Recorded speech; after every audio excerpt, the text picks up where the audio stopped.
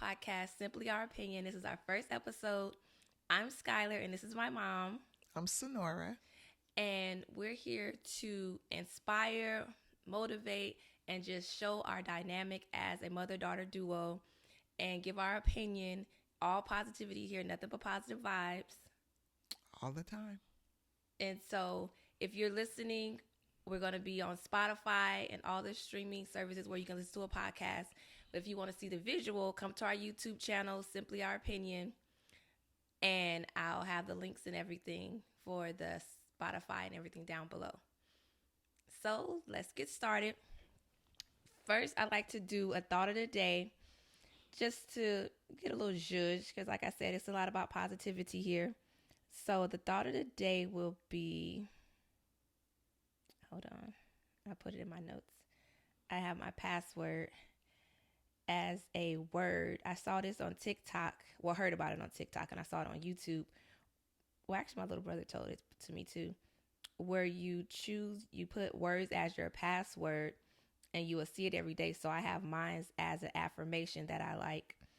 And you should do the same because it's pretty cool because you'll always use it. And yeah, let me see. Only thing is like you got to remember. Oh, I remember it, but the spelling is kind of long. Okay. So the thought of the day will be courtesy of Law of Attraction Live from Instagram. It says, you're manifesting a divine partner who is going to be your best friend and the best lovemaking you ever had. He or she is going to be emotionally, financially stable, loyal, and generous. That's the thought of the day. Oh, wow. What a way to start it off with a bang, huh? Right? All Wow. right. To all the lovers out there. Yeah. So, thought of the day. And at the end of each episode, we're going to say something that we're thankful for. And you should do the same because waking up is already something enough to be thankful for. I agree. So, the first topic for our first episode is going to be how our relationship is and how it was about breaking the cycle of, say that you or your parent didn't have this type of love that they desire from their parent. They decided to break the cycle when they had children and vowed that they wouldn't do the same because they knew how it felt. So that's what we're going to discuss today. And take the floor, Mama. All right. Well, my mom, she was 14 when she had me. And being 14, having her own child is like a child having a child. Right. And by her not really knowing the values of like what a mother's supposed to do because she's so young, I think it was kind of, hard for her to grasp what to do and what not to do. Right. I think she tried, but at such a young age, she didn't know. Right. She moved out early. We came to California. She did? I didn't know that. Yeah. Oh. Me and your grandpa and Angie, we, Okay. moved to California. Oh, so you guys say that too. She had another child within what, a 2-year span? 3. 3-year span. 3 years. So at 17, she had 2 kids. 2 kids, yeah. Yeah, she had 2 kids, and she wanted to take full responsibility of her kids. So we moved to California, and when we got here, it was good. We had a good life and everything, but she just was mean. Was she mean to you or she was mean? She was mean to me. Well, actually, she was mean to me and my sister. But I think me so much more because I guess I look like my dad. Maybe I don't really know, but. And the dad she's talking about isn't the one she moved to California with. It's her bonus dad. Yeah. I moved here with my bonus dad, but my real dad is in Mississippi, where she was born. So I think that what maybe kind of triggered it, or I don't know. Right. I don't know what, went on in her childhood, but I know I didn't like the way I felt. So I said, well, wow, if I ever have children, or if I'm blessed to have children, I would never do that. Right. Oh, you can even. Yeah, It's okay, because girl. I didn't like the way it felt. Right. So I know if I had kids, they will feel the same. Yeah. And it's horrible. Yeah. It's horrible for someone to be your mother. And I'm not bashing my mom. Yeah. No. She did what she could do. What she knew how to do at 14. Yeah, I'm not bashing her. I'm not bashing her at all. It's not about putting her down or anything. This is just Your my opinion. truth. Yeah. Simply her So, opinion. right, simply my opinion. And just some of the things she said to me and did to me, I said that I would never do. Right. And Ooh. so that's why now I have two kids, two amazing kids, and I broke the cycle. And I told them, you know, if they ever need me, if they ever need to talk to me about anything, sometimes it's TMI. Me more so than my little brother.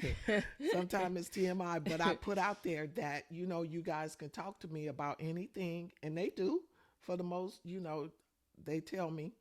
But it's just being a parent, you just learn so much from your kids. And it's just amazing. Right. It's just amazing thing. Yeah. I would say to that, she definitely broke the cycle. I never felt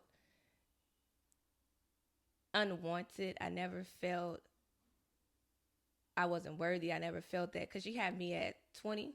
Yes. Okay, she had me at 20. So it was like I never felt no different. I felt love from my mom. And so it's like my mom treated me so well that I thought everybody mother was like that until I got into high school. So it was like I kind of took it for granted because I thought it was just the norm until I got to high school. I never forget a friend of mine at the time. Where were we at? I can't remember if we was at school or we was sitting in her car or we was walking or something happened. But she was on the phone with her mom, and her mom was, I don't know what her mom was saying because she wasn't on speakerphone, of course. But she was just talking to her. And then so my friend got off the phone upset. And she was like, oh my goodness, she's such a bitch. I don't cuss that much, guys. So she's like, she's such a bitch. And I was like, and mind you, see, she was a sister. She wasn't no She wasn't no Caucasian. She was a sister that said that about her mama, who was a brown mama as well. So I was like, what? I said, why would you say that about your mom? Are you kidding me? So I got upset with my friend because it's like, I thought of it as if that was my mom. I would never say those words about my mom. So when she said that about hers, I just kind of went off on her. She was like, no, she's horrible to me. She's this. And so I was like, she is? And she was like, watch. She gonna, cause I think she hung up on her too. The girl, I think she hung up on her mom. She's like, watch. Or did she? No, not that time. She didn't hang up on her. They had a couple instances. So the next time her mom called her, it was like maybe like a few days ago when we was at school. And she was like, watch. It was after school. She was like, I'm going to put her on speaker. She put her on speaker. Woo, Lord, her mama. When she got off the phone, I said, ooh, girl, yeah, your mama is your mama is that. I could see why you said that because the things that she said to her was just so nasty. And I'm like, why? And so at that moment, it clicked to me like, not everybody is like your mom. And don't shun someone else for the way they feel about their parent because you don't know what they went through with that parent. Right. So it's like, I apologize to my friend for getting upset with her for calling her mom what she called her because she was being that at that moment. So it's like the gratitude I feel for my mom is undeniable because in my opinion, a relationship with your mother really projects the relationship you will have with other women in your life, whether it be friendships with women, working relationships with women, that's true, associates, whatever the case may be. If you don't have a foundation with the person who brought you in, the only person who heartbeats you really hurt, how are you going to trust another woman? Unless you have another woman figure in your life to guide you, to show you that love that you might not have received from your mother. It won't be the same, but it will get close enough to it where you will still know your worth and how you feel when it comes to being nurtured by a woman. So it's just amazing that she was able to break the cycle. Because I know a few people that aren't able to, I know personally, that wasn't able to break the cycle, and you can just see it. And it's like some people don't even know it's a cycle that's required to be broken. They can think that that's the norm. Like how I thought that it was the norm for my mom to be the type of mom she was, that everybody mom was like that. But it's like that's not the case at all. So some people don't even know it's a cycle that should be broken. They think like, oh, it's okay for me to be treated like this. It's okay for my mom to treat me this way or say this to me. And it's like, granted, you're supposed to respect your parents, but also they should respect you as well because you didn't ask to be here. So I feel like you should be able to voice your opinion in a respectful way without them thinking that you're being disrespectful, because contrary to popular beliefs, parents don't know everything. They've been through a lot of things, so they can guide you to certain things, but it's some things that they don't know about either. And it's okay to say if you don't know, or if you make a mistake, or if you say something that's not right, apologize. It's okay to say, okay, I apologize because what I said was wrong, or my bad, or whatever. But just let that individual know it's okay to know that you hear them, and we're not gonna always be right. That's true. And it's okay. And you just want to just set the tone, so when they become parents, they'll want to mimic off of what they learned from their mother. Or even do something different or something better that I didn't do. Yeah, that's true. I feel that with, what am I trying, let me see. She said what the parent did. Oh, and about when she said like you being able to go to your parent and they have an open ear and not a judgmental ear. Because I feel like, well, my mom, she was never judgmental. She never, at least not out loud. She probably could have thought something wild like, what?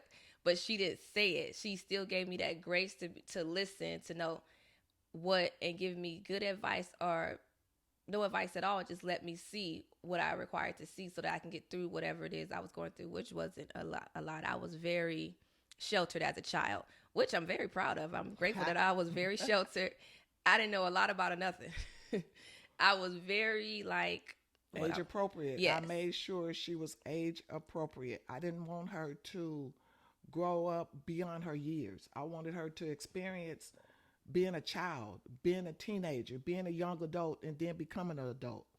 I wanted her to experience all the steps that life endures.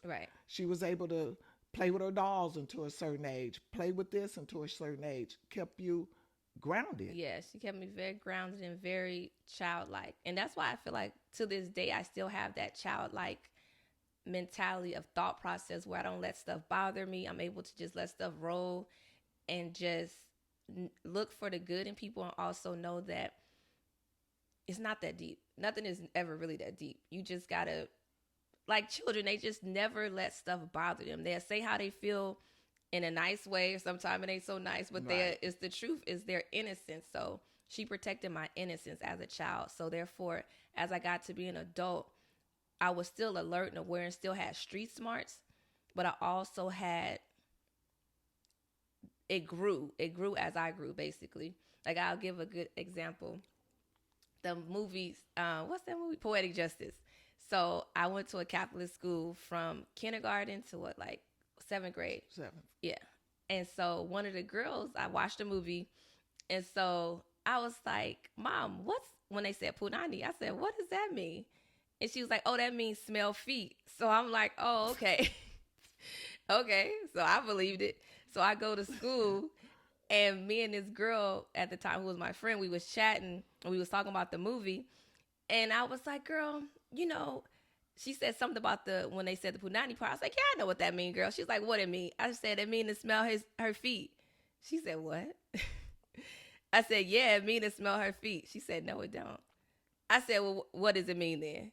She said, he's talking about her smelling her private part. But of course she said the other word, but we are on YouTube, so I don't know how much you can really say like that. And I was like, what? She said, no, that's what it means. I said, no, it don't. It means smell feet. My mama told me it smell feet. It means smell feet. Do you know?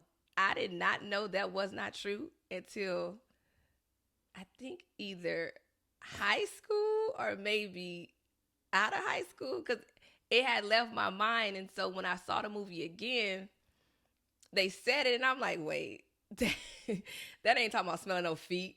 And so it goes to show that whatever my mom told me that was for my good, I believed it. And she was protecting my innocence at that time too. And it's like, it's full circle to know that's what she was doing. Yeah. So that always made me laugh that I took what she said to heart. Like, no, that ain't what it meant. And what about Pony? Oh, Genuine Pony. Shoot, Genuine Pony. I think I was in my 20s when I found that out. Where I thought he was really just talking about riding a pony, like a pony. And I don't know what clicked to me to think. I don't think we was talking about something one day. And then the song came on, and I'm listening to the lyrics finally, because you know when you're young, you just singing the lyrics. You're not really wondering what it's saying. You just singing them. So I was singing it, and then I started listening. I said, wait a minute.